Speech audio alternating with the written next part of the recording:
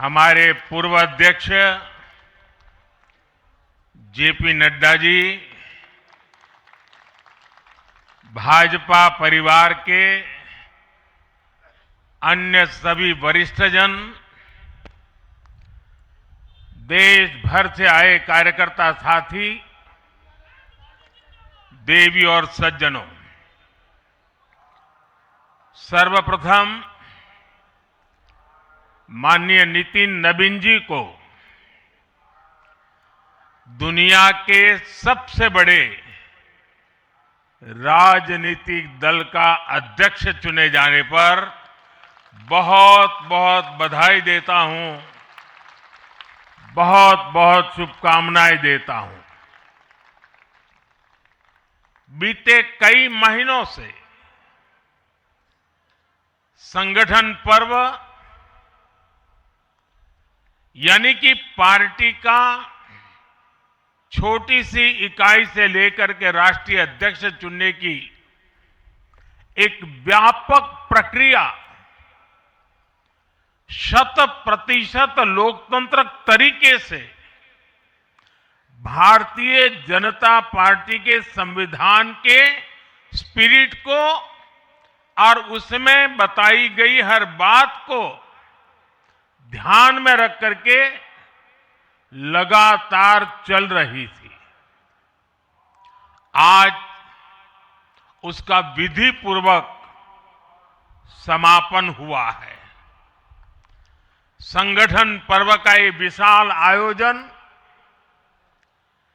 Bharatiya Janata party की लोकतांत्रिक आस्था, संगठनात्मक अनुशासन और कार्यकर्ता केंद्रित सोच का प्रतीक है। मैं देश भर के कार्यकर्ताओं का इस प्रक्रिया को सफल बनाने के लिए बहुत बहुत अभिनंदन करता हूं। साथियों, बीते 1-1.5 वर्षों में डॉक्टर श्यामा प्रसाद मुखर्जी की 125वीं जयंती का पर्व, अटल जी की 100वीं जन्म जयंती, राष्ट्रीय स्वयंसेवक संघ के 100 वर्ष, ऐसे महापर्व हम मनाते रहे हैं। ये वो प्रेरणाएं हैं जो देश के लिए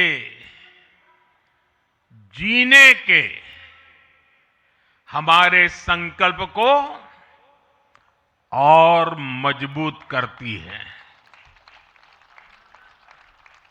हमारा नेतृत्व परंपरा से चलता है,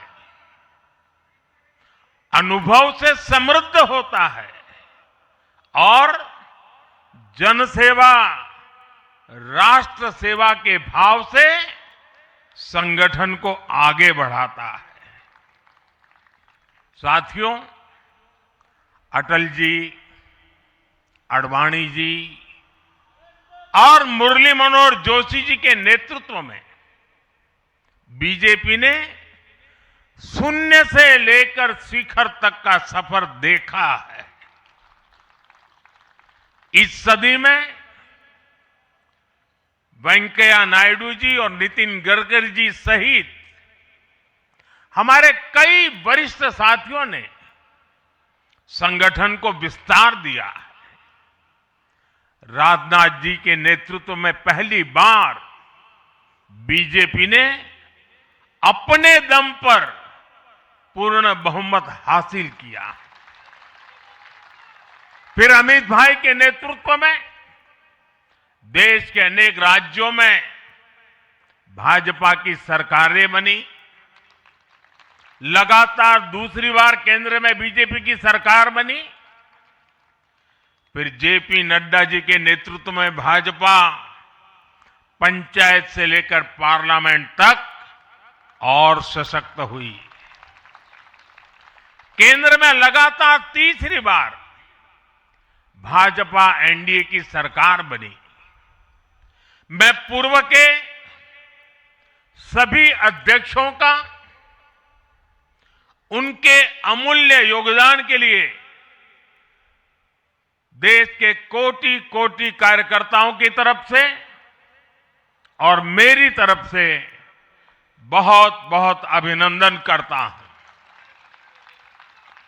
साथियों, आप जानते हैं आज भाजपा का जितना फोकस संगठन के विस्तार पर है, उतनी ही बड़ी प्राथमिकता कार्यकर्ता के निर्माण की भी है। भाजपा एक ऐसी पार्टी है जहां लोगों को लगता होगा कि नरेंद्र मोदी देश के प्रधानमंत्री है, तीसरी बार प्रधानमंत्री बने, 50 साल की छोटी आयु में मुख्यमंत्री बन गए, 25 साल से लगातार हेड ऑफ द गवर्नमेंट रहे हैं। ये सब अपनी जगह पे हैं, लेकिन इन सबसे भी बड़ी चीज मेरे जीवन में है, मैं भारतीय जनता पार्टी का कार्यकर्ता हूं। ये सबसे बड़ा गर्व है। और जब बात पार्टी के विषयों को आती है, तब माननीय नितिन नवीन जी, मैं एक कार्यकर्ता हूं, वे मेरे बॉस हैं।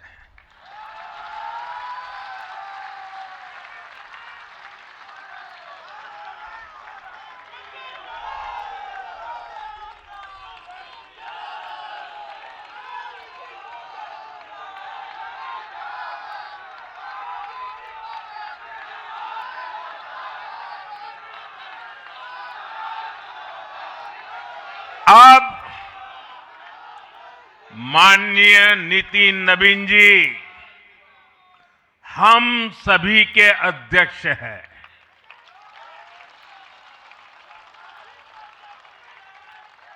और उनका दायित्व सिर्फ भाजपा को भी संभालना इतना नहीं है, एनडीए के सब साथियों के बीच भी उन्होंने तालमेल का बहुत बड़ा दायित्व भी देखना होता है। साथियों, माननीय नितिन जी के संपर्क में जो भी आया है, वो उनकी सरलता और सहजता की चर्चा जरूर करता है। बीजेपी युवा मोर्चा का दायित्व हो, अलग अलग राज्यों में प्रभारी के रूप में जिम्मेदारी हो, या फिर बिहार सरकार में काम करने का अनुभव हो, नितिन जी ने हमेशा जब जब जो जहां जो जिम्मेवारी मिली, अपने आप को उन्होंने साबित किया है। जिम्मेवारी देने वालों को भी उनके कार्य ने गर्व से भर दिया है। साथियों, ये 21वीं सदी है और देखते ही देखते 21वीं सदी के पहले 25 वर्ष तो पूरे भी हो चुके हैं। आने वाले 25 वर्ष बहुत महत्वपूर्ण है। ये वो कालखंड है जब विकसित भारत का निर्माण होना है और होना तय है।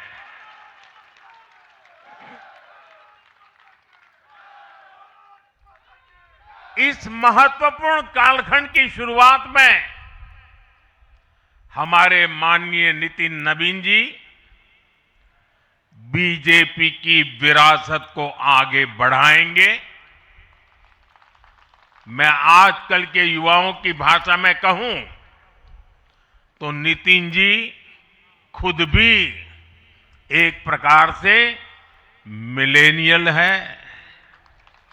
वो उस जनरेशन से हैं जिसने भारत में बड़े आर्थिक, सामाजिक और टेक्नोलॉजिकल परिवर्तन होते देखे हैं। वो उस जनरेशन से हैं जिसने बचपन में रेडियो से सूचनाएं पाई और आज एआई के भी एक्टिव यूजर है। नितिन जी के पास युवा ऊर्जा भी है और संगठन में कार्य का लंबा अनुभव भी है। ये हमारे दल के हर कार्यकर्ता के लिए बहुत उपयोगी होगा। साथियों, इस वर्ष जनसंघ की स्थापना को 75 वर्ष हो रहे हैं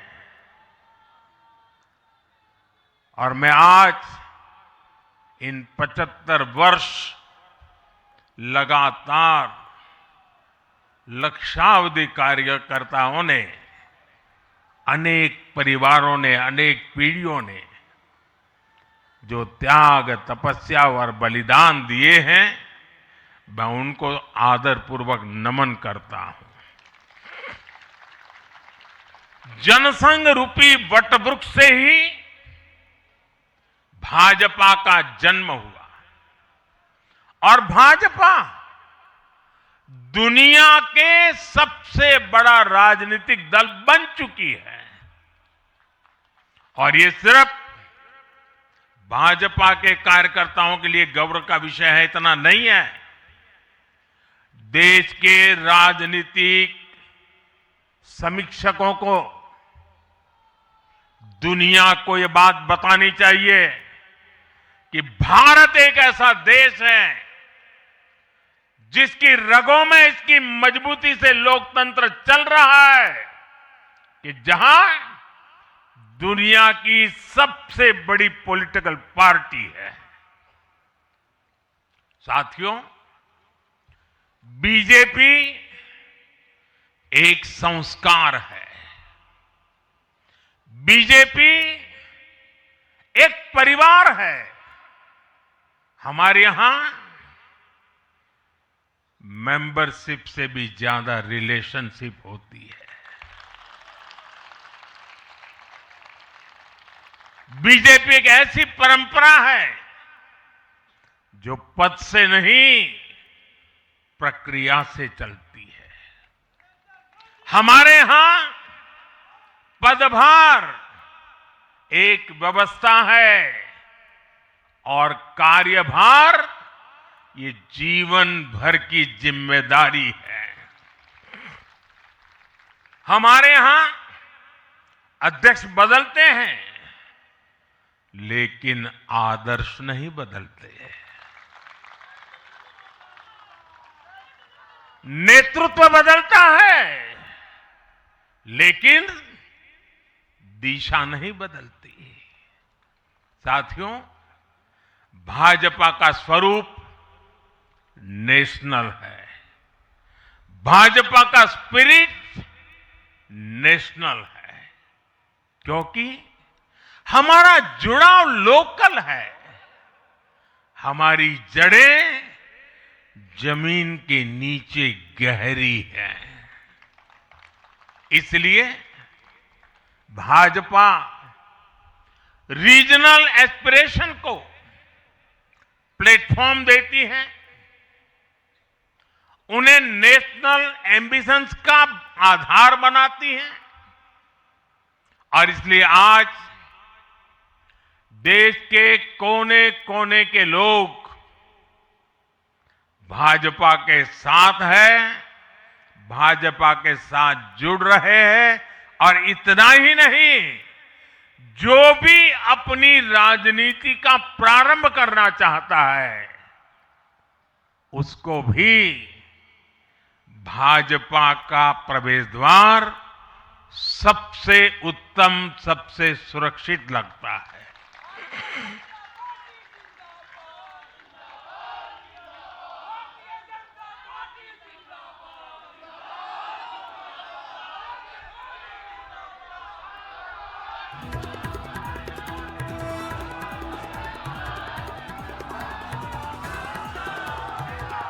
साथियों, जनता जनार्दन की सेवा ये हमारे लिए हमेशा सर्वोपरि रही है। हमने सत्ता को सुख का नहीं, बल्कि सेवा का माध्यम बनाया है। इसलिए भाजपा पर जनता का विश्वास निरंतर मजबूत होता गया है। अगर बीते 11 वर्षों की ही बात करें तो भाजपा की यात्रा जन विश्वास अर्जित करने की अद्भुत यात्रा रही है। बीते 11 वर्षों में बीजेपी ने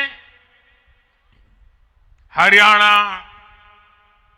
असम, त्रिपुरा और ओडिशा में पहली बार अपने सामर्थ्य से सरकार बनाई। पश्चिम बंगाल और तेलंगाना में भाजपा जनता की एक बड़ी आवाज बनकर उभरी है। अक्सर होता यह है कि लंबे कार्यकाल के बाद सरकारों के लिए टिके रहना मुश्किल होता है, लेकिन बीजेपी ने इस ट्रेंड को भी तोड़ दिया है। गुजरात हो, मध्य प्रदेश हो, महाराष्ट्र हो, बिहार हो, इन सभी राज्यों में कई कार्यकाल के बावजूद बीजेपी पहले से भी बड़े जनादेश के साथ सरकार में लौटी है।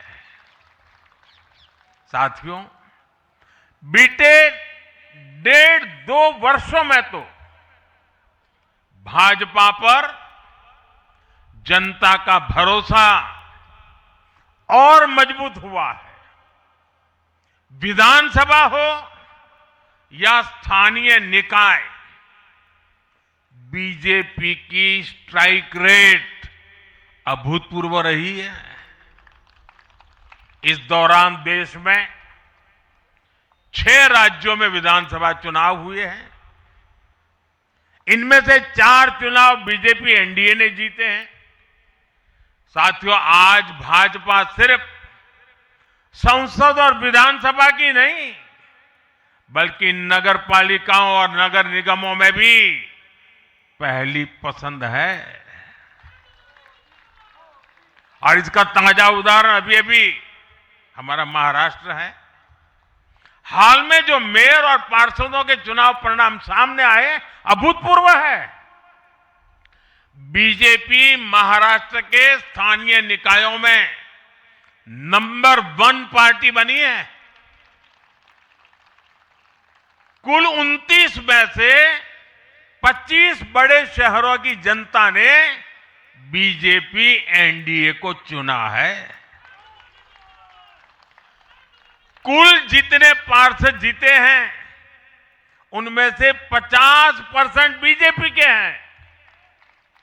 ऐसे ही केरला में भी आज बीजेपी के करीब 100 पार्षद हैं। केरला की राजधानी तिरुअनंतपुरम की जनता ने मेयर चुनाव में 45 साल बाद लेफ्ट से सत्ता छिनी और भाजपा पर भरोसा किया। मुझे पूरा विश्वास है कि आने वाले विधानसभा चुनावों में भी लोग केरला में बीजेपी को अवसर जरूर देंगे। साथियों, बीजेपी निरंतर जीत रही है, उसका विस्तार हो रहा है। ये निश्चित तौर पर हम सभी के लिए गर्व का विषय है, लेकिन हम ये सभी के लिए बहुत बड़े दायित्व का बोध भी है और दायित्व बोध का समय भी है। कभी भाजपा ने पार्टी विद अ डिफरेंस के रूप में अपनी यात्रा शुरू की थी। आज बीजेपी पार्टी ऑफ गवर्नेंस भी है। देश ने के आजादी के बाद शासन के अलग अलग मॉडल देखे हैं।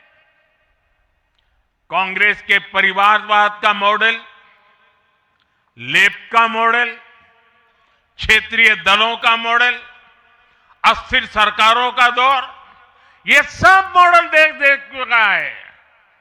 लेकिन आज देश स्थिरता, सुशासन और संवेदनशीलता वाला भाजपा का विकास मॉडल देख रहा है।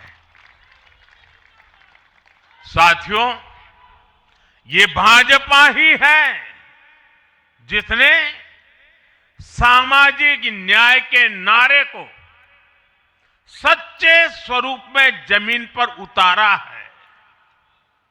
हमने गरीब कल्याण की योजनाओं को सरकारी फाइलों से निकालकर गरीब के घर तक पहुंचाया है। साथियों, मैं आपको कुछ उदाहरण देता हूं। आजादी के 70 वर्ष बाद सिर्फ 3 करोड़ ग्रामीण परिवारों तक ही पाइप से पानी पहुंच पाया था। माताओं बहनों की पीड़ा, पानी के लिए उनके संघर्ष की सूध लेने वाला कोई नहीं था। और मुझे याद है, मैं जब गुजरात में राजनीतिक क्षेत्र में नहीं आया था, सामाजिक जीवन में काम करता था, तो हमारे यहाँ एक धंधुका करके स्थान है, वहाँ मैं जाता था। तो वो मुझे वहाँ के लोग कहते थे कि आप यहाँ रात को मत रुकिए और जब भी आपका दौरा हो तो सुबह 10 बजे के बाद आइए। नॉर्मली मेरा नेचर रहता था कि हर नए स्थान पर जाके रात को रुकूं, कार्यकर्ताओं से मिलूं, लेकिन धंधुका वाले मना करते थे। क्यों? वो कहते पानी नहीं है, सुबह हम आपको स्नान करने के लिए पानी नहीं दे पाएंगे। वहां तो कहावत चलती थी कि बेटी को बंदूकें दो लेकिन धंधुके मत दो, यानी उसको बंदूक लगा मार दो लेकिन धंधुके में शादी मत करो। पानी नहीं था। ये दर्द मैंने देखा है।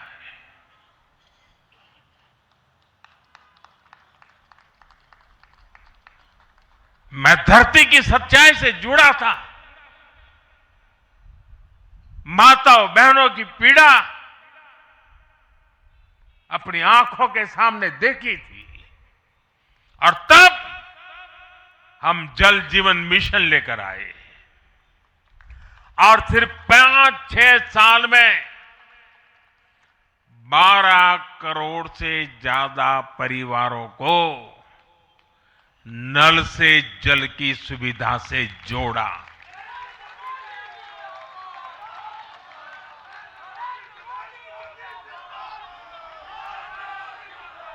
साथियों, ये हमारी सरकार है जिसने धुएं से बीमार होती बहनों की पीड़ा समझी, वरना पहले तो एलपीजी गैस को भी अमीरों का ही सौभाग्य मान लिया गया था। भाजपा ने पूरी संवेदनशीलता के साथ हर घर को एलपीजी गैस कनेक्शन से जोड़ने का अभियान चलाया। वर्ष 2014 तक जहां सिर्फ 14 करोड़ एलपीजी कनेक्शन थे, आज देश में 33 करोड़ से अधिक गैस कनेक्शन है। ऐसे ही गांव की बहनों को लखपति दीदी बनाने का अभियान है। यह भी इसलिए संभव हो पाया क्योंकि भाजपा बहनों बेटियों के सपनों के प्रति संवेदनशील है। साथियों, एक जमाना था हम भी सुनते थे कि फलाना परिवार वो तो लखपति परिवार है, ढीकना परिवार लखपति परिवार है, यानी लखपति होना बहुत बड़ी बात मानी जाती थी। ये मोदी है जो सपने देखता है कि मेरे गांव की गरीब मां भी लखपति दीदी बनेगी।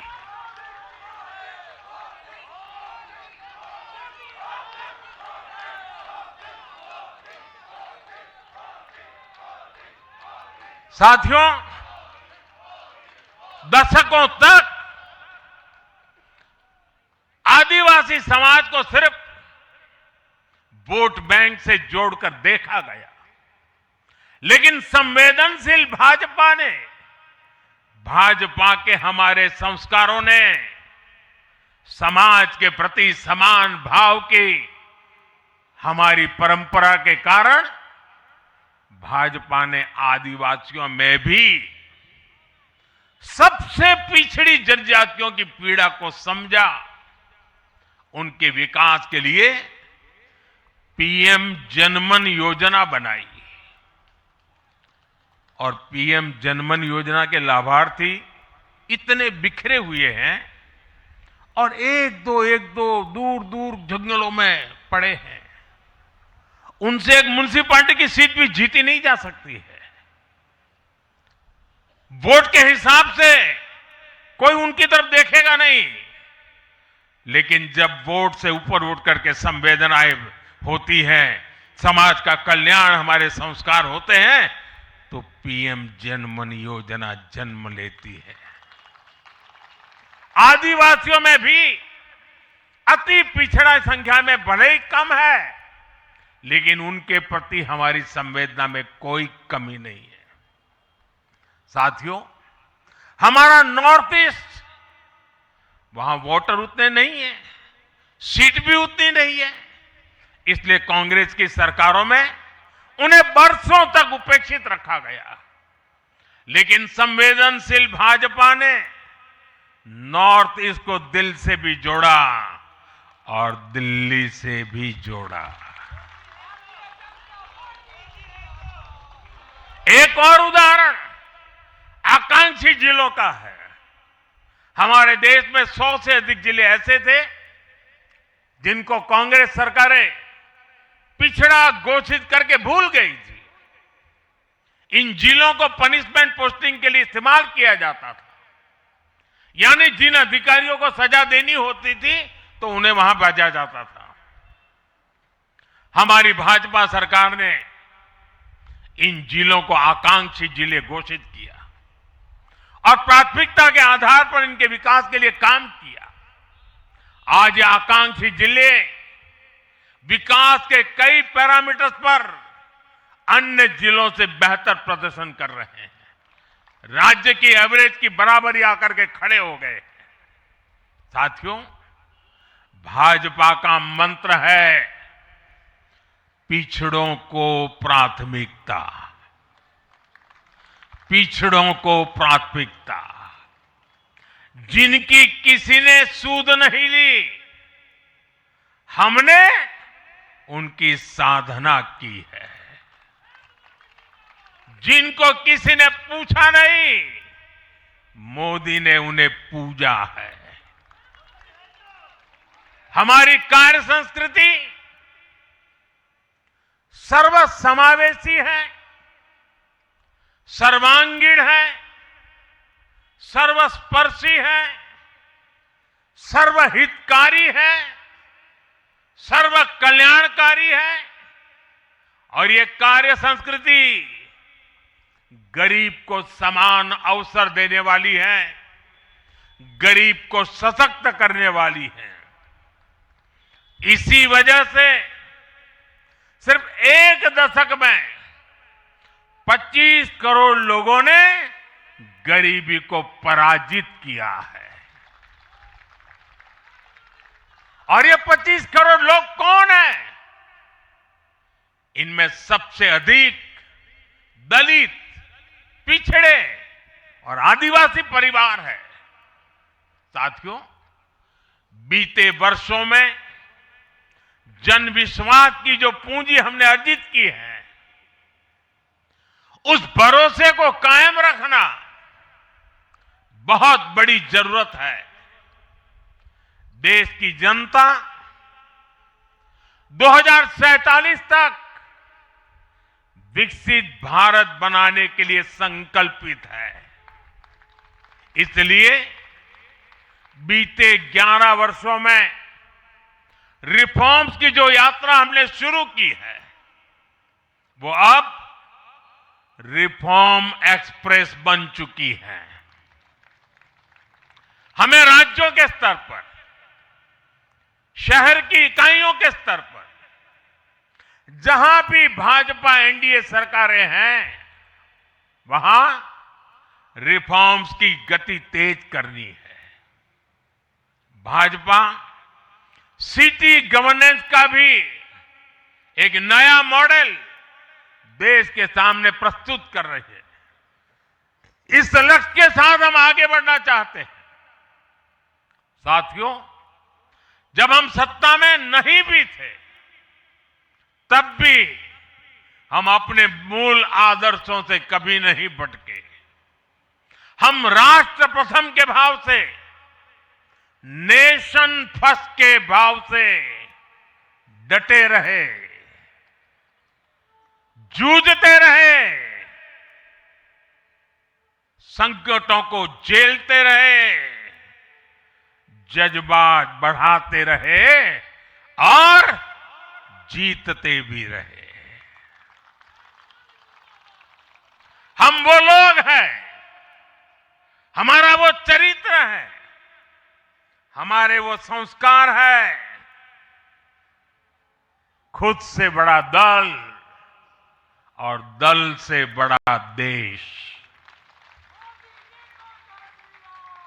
ये भाजपा के हर कार्यकर्ता का संस्कार है, भाजपा के हर कार्यकर्ता का जीवन मंत्र है। इसी भाव के साथ बीते 11 वर्षों में हमने अनेक चुनौतियों पर विजय पाई है। जम्मू कश्मीर से आर्टिकल 370 की दीवार गिराना हो, 3 तलाक के खिलाफ कानून बनाना हो, इनको कभी असंभव माना जाता था। आज ये हकीकत बन चुके हैं।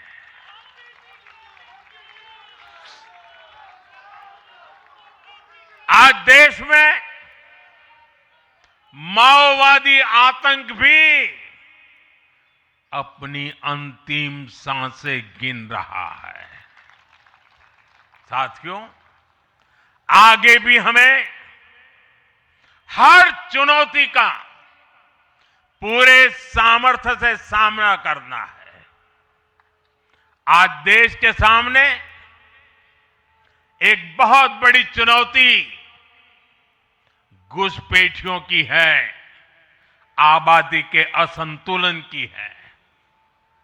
दुनिया के धनवान देश, समर्थ देश, वे भी अपने देश में जो घुसपैठिए हैं, उनकी जांच पड़ताल कर रहे हैं और उनको पकड़ पकड़ करके निकाल रहे हैं। और दुनिया उनको पूछती नहीं है कि तुम घुसपैठियों को क्यों निकाल रहे हो, तुम तो लोकतंत्र का झंडा लेकर के घूम रहे थे, तुम तो पूरे दुनिया के नवाब बन के बैठे थे, क्यों निकाल रहे हो? दुनिया में कोई अपने देश में घुसपैठियों को स्वीकार नहीं करता। भारत भी घुसपैठियों को अपने गरीबों, हमारे नौजवानों के हक कभी भी लूटने नहीं दे सकता। घुसपैठिए देश की सुरक्षा के लिए बहुत बड़ा खतरा है। उनकी पहचान करके उन्हें वापस उनके देश भेजना बहुत आवश्यक है। इसके अलावा ऐसे राजनीतिक दल जो वोट बैंक की राजनीति में घुसपैठियों को बचा रहे हैं या उन्हें कवर दे रहे हैं, उन्हें हमें पूरी शक्ति से जनता के सामने बेनकाब करना ही होगा, उनको एक्सपोज करना ही होगा। साथियों, एक और बड़ी चुनौती अर्बन नक्सल की भी है। अर्बन नक्सल का दायरा इंटरनेशनल हो रहा है और यहां अर्बन नक्सल की बड़ी चतुराई होती है। ये यहां मीडिया वाले इतने बैठे हैं ना, अगर साल में एकाध बार भी अगर मोदी की किसी अच्छी चीज को उन्होंने ट्वीट कर दिया या टीवी पे बोल दिया या अखबार में लिख दिया तो उस पत्रकारी तो ऐसी फजेत कर देते, उसके पीछे ऐसे पड़ जाते हैं, उसको अछूत बना देते हैं, भविष्य में वो कभी बोल ना सके ऐसा कर देते हैं। ये अर्बन नक्सल की स्टाइल है। हमको भी सालों तक ऐसा अछूत बना के रख दिया पूरे देश में भाजपा को। अब देश समझ गया है अर्बन नक्सलों के कारनामे। भारत को नुकसान पहुंचाने के लिए अर्बन नक्सली लगातार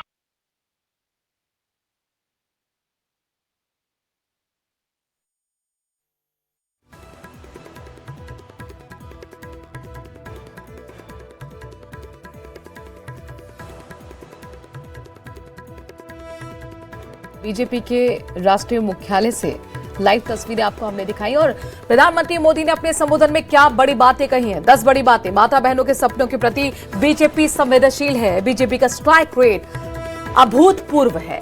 पिछड़ों को प्राथमिकता बीजेपी का मंत्र रहा है। नॉर्थ इंडिया को दिल और दिल्ली से जोड़ा गया। जिसको किसी ने नहीं पूछा, मोदी ने उसे पूजा है। बीजेपी नगर निगमों में भी पहली पसंद है। बीजेपी निरंतर जीत रही है और बीजेपी का विस्तार हो रहा है। बीजेपी पर जनता का भरोसा अब मजबूत है, अटूट है। बीजेपी का विस्तार गर्व का विषय है। बहनों की पीड़ा देखकर जल जीवन मिशन भी लेकर आए। माता बहनों के सपनों के प्रति बीजेपी संवेदनशील है। तमाम बातें आज अपने संबोधन में प्रधानमंत्री नरेंद्र मोदी ने की। आज खास दिन है बीजेपी के लिए। अपने दर्शकों को बता दें, खास दिन इसलिए है क्योंकि दुनिया की सबसे बड़ी पार्टी को आज उनका नया राष्ट्रीय अध्यक्ष मिल गया है। औपचारिक तौर पर ऐलान हो गया है। नितिन नवीन को एक बड़ी जिम्मेदारी दी गई है और देखिए किस तरीके से जब प्रधानमंत्री खुद पहुंचते हैं यहाँ पर बीजेपी मुख्यालय में तो किस तरह से स्वागत कर रहे हैं नितिन नवीन का। कहते हैं कि मैं कार्यकर्ता हूं और नितिन नवीन जी मेरे बॉस हैं। इसके साथ ही उन्होंने नितिन नवीन को लेकर यह बताया कि किस तरह से सहजता जो है उनकी यूएसपी है, विनम्रता उनकी यूएसपी है। सियासी सफर किस तरह से बीजेपी का रहा है, इस पर भी उन्होंने बात की और बताया कि शून्य से लेकर शिखर तक बीजेपी ने एक सफर तय किया है। साथ ही इससे पहले के जो पूर्व राष्ट्रीय अध्यक्ष बीजेपी कर रहे हैं, चाहे वो राजनाथ सिंह हो, नितिन गडकरी हो, अमित शाह हो, जेपी नड्डा हो, उनके बारे में भी उन्होंने जिक्र किया और उस वक्त में बीजेपी ने कैसे सियासी सफर तय किया है, कैसे जीत की एक के बाद एक छलांग लगाई, भगवा फतेह पूरे देश में फहराया है, उस बात का भी जिक्र प्रधानमंत्री नरेंद्र मोदी करते हुए नजर आए हैं।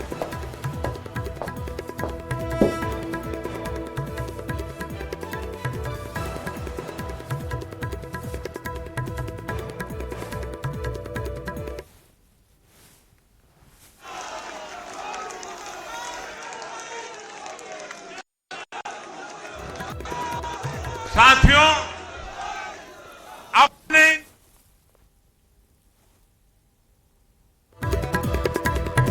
तो ये उस वक्त की तस्वीरें भी दिखा रहे हैं जब नितिन नवीन का स्वागत किया गया। तमाम बीजेपी के वरिष्ठ नेताओं की मौजूदगी इस वक्त बीजेपी मुख्यालय में है।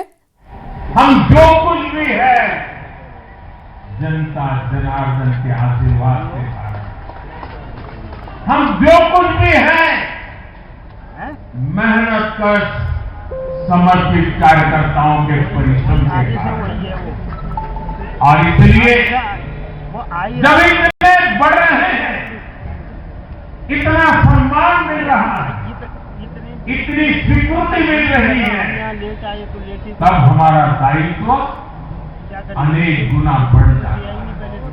और पल पल हमें सोचना चाहिए वो कौन से कारण है जिसने कांग्रेस पार्टी को बर्बाद कर दिया, वो कौन सी बुराइयां कांग्रेस में घुस गई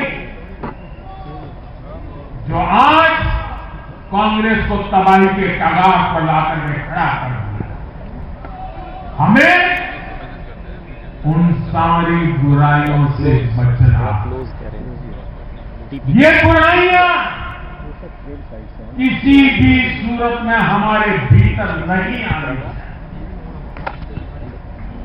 हमें इससे बच के रहना है, और जहां जहां हम बच के रहते हैं हमें कोई मुकाबला नहीं। साथियों, आज देश को याद भी नहीं होगा कि 1984 में 1984 में कांग्रेस को 400 से अधिक सीटें मिली थी, नेहरू जी के जमाने से भी ज्यादा, और देश ने करीब करीब 50% वोट दिया था कांग्रेस। लेकिन आज कांग्रेस 100 सीटों के लिए तरस गई है। कांग्रेस अपने इस घनघोर पतन की कभी समीक्षा नहीं करती, क्योंकि अगर समीक्षा करेंगे, ये पतन के कारणों की ओर जाएंगे, तो फिर उसी परिवार पर सवाल उठेंगे। जिस परिवार ने कांग्रेस पर कब्जा करके रखा और इसलिए बहाने ढूंढते रहते, पतन की तरफ सही कारण ढूंढने की हिम्मत तक खो चुके हैं लोग। साथियों, दूसरी तरफ भाजपा, हम हार और जीत के बाद कांग्रेस पर कब्जा करके रखा है और इसलिए बहाने ढूंढते रहते हैं। पतन की तरफ सही कारण ढूंढने की हिम्मत तक खो चुके हैं वो लोग। साथियों, दूसरी तरफ भाजपा है, हम हार और जीत के बाद समीक्षा करते हैं। मैं आपको फिर महाराष्ट्र चुनाव का नतीजों का उदाहरण दूंगा। महाराष्ट्र में हम निकाय चुनाव जीतने के बाद जश्न में डूबे नहीं, बल्कि मैं तो अभी पढ़ रहा था कि उसी दिन से हमारे महाराष्ट्र के कार्यकर्ता आने वाले पंचायत के चुनावों की तैयारियों के लिए बैठक शुरू कर दी थी। मुझे याद है 2002 में हमने भव्य विजय प्राप्त किया गुजरात में। चारों तरफ आनंद उत्सव का माहौल था, देश भरिया का मीडिया भी वहां मौजूद था। अर्बन नक्सल तो बड़ी संख्या में आए थे। वो बेचारे मेरे पराजय का जश्न मनाना चाहते थे, तो वो ढूंढ रहे थे सारी चीजें, और मैं एक मीटिंग में बैठा था, तो उनको बड़ा आश्चर्य हुआ कि इतना जलसा चल रहा है और ये कैसा मुख्यमंत्री है जो आज चुनाव नतीजे आए हैं और बैठा है। और मैं क्या कर रहा था, मैं कार्यालय में मीटिंग ले रहा था और मैंने पूछा, अच्छा बताओ भाई इतनी हार क्यों गए। ये भाजपा है जो जीत का जश्न मनाते समय भी अपनी कमियों की लगातार समीक्षा करता है और कमियों से उभरने के लिए हर समय का उपयोग करता है। लोकतंत्र में इसी स्वस्थ परंपरा को, इसी डेडिकेशन को हम सब कार्यकर्ताओं की जिम्मेवारी है, हमें आगे बढ़ाना है। हमें ध्यान रखना है कि जो कांग्रेस की बुराइयों से बचेगा वही देश में आगे बढ़ेगा।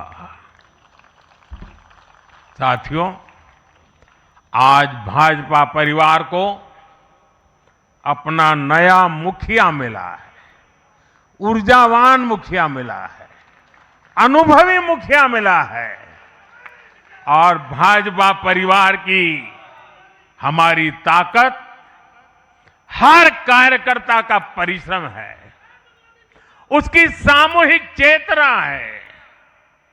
बूथ पर जो हमारा कार्यकर्ता पूरे साल भर जुटा रहता है, वो ही हमारी सच्ची ताकत है।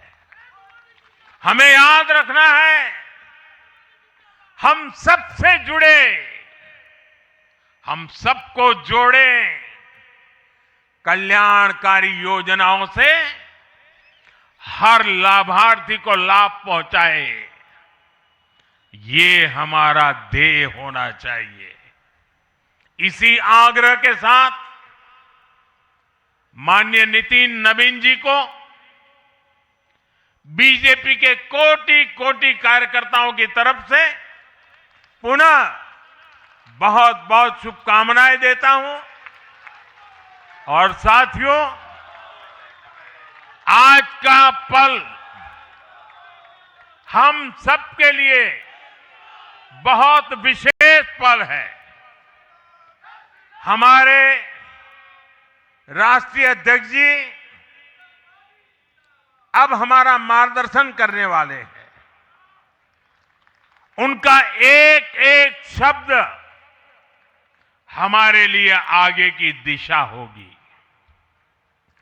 हमारे आगे के कार्य रचना के लिए उनका मार्गदर्शन हमारी अमूल्य पूंजी होगी। मैं भी एक कार्यकर्ता के तौर पर मैं पहले नए अध्यक्ष जी को मेरे काम का हिसाब दे रहा था, मैंने हिसाब दिया, अब वो मेरा सीआर लिखेंगे। लेकिन अब मेरे आगे के काम के लिए मैं उनके मार्गदर्शन की प्रतीक्षा कर रहा हूं।